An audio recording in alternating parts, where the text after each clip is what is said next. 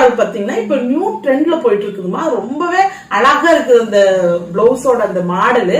அந்த மாடலை நம்ம ஸ்டைல இப்படி ஈஸியா நம்மளோட ஸ்டூடெண்ட்டுக்கு நான் வந்து மெரூன் கலர் ஒரு துணி இருக்குது, அந்த துணி நான் எடுத்து வச்சிருக்கிறேன். அந்த துணிக்கு நம்ம கிட்ட லைனிங் இல்ல, அதனால அந்த கலர் துணியே லைனிங் மாதிரி கட் பண்ணி வச்சுட்டேன். உங்களுடைய ஹேண்டு, அதாவது இந்த ஷோல்டர்ல இருந்து எல்போ வரைக்கும், உங்களோட ஷோல்டர்ல இருந்து எல்போ வரைக்கும் இருக்கிறத லைனிங்ல கட் பண்ணி வச்சுக்கோங்க. பிளவுஸோட வடிவத்துக்கு எப்ப நம்ம கட் பண்ணி வைக்கிற மாதிரி கட் பண்ணி வச்சிருக்கிறேங்க. இப்ப இந்த கட்டிங் போட்டு வச்சத இது வந்து லைனிங்னு வச்சுக்கோங்க. இது வந்து ஒரிஜினல் துணி. ஓகேங்களா? இப்ப இந்த ஒரிஜினல் துணி நாம என்ன பண்ணுவோம்னா, இந்த அளவுக்கு உயரம், இதை விட கொஞ்சம் ஜாஸ்தியாவே, ஓகேங்களா, இங்க பாருங்க, இதை விட ஜாஸ்தியாவே கொஞ்சம் உயரமாவும் நல்ல நீள வாக்குல, அதாவது இந்த அளவுக்கு நீளமா இருக்கணுங்க. அதாவது உங்களோட கையை விட நல்ல லென்த்தா இருக்கும். இந்த பஃப் கேண்டுக்கு கட் பண்ணுவோம் பாத்தீங்களா, அந்த மாதிரி நீளம் அகலமான ஒரு 2 கிளாத் கட் பண்ணி வச்சுக்கணும். இதே மாதிரி இன்னொரு பீஸ் இருக்கணும், 2 பீஸ்.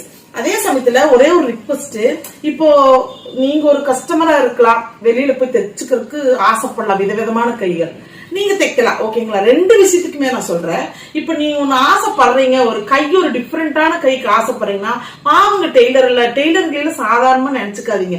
ஏன்னு கேட்டீங்கன்னா சேலையும் அவங்க வந்து ஒரு சில டெய்லர் வந்து யார் என்னமோ பண்ணிட்டு போட்டு நம்ம கிட்ட இந்த டிசைன் சொன்னே இல்ல, உங்க சேலை இருந்தா கட் பண்ணுவிட்டு வெறி பிடிச்ச மாதிரி இஷ்டத்துக்கு நல்லா கட் பண்ணி அவங்க சேலை சுத்துக்கே இல்லாம 2 பிளீட்ஸ் வர்ற மாதிரி நல்லா கட்டிங் போட்டு அந்த பிளவுஸ் சூப்பரா தச்சு கொடுத்துருவாங்க. ஆனா என்னை மாதிரி இருக்கிறாங்க பாத்தீங்களா, அவங்களுக்கு சாரியும் நல்லா இருக்கணும், அந்த சாரிக்கு பிளீட்ஸும் வரணும், அதே சமயத்துல அவங்க கேட்ட அந்த ஹேண்டும் நிறைவா கொடுக்கணும் அப்படிங்கிற மைண்ட் செட் உள்ளவன் நானு. அதே சமயத்துல அவங்க வந்து கொஞ்சம் பட்ஜெட்ல இருப்பாங்க. நம்ம ஆல்மோஸ்ட் பாத்தீங்கன்னா நம்ம ஒரு டிசைன் ஒர்க் பண்றோம் அப்படின்னாலே ஒரு 600-700 வந்துடும் பிளவுஸோட ஸ்டிச்சிங்.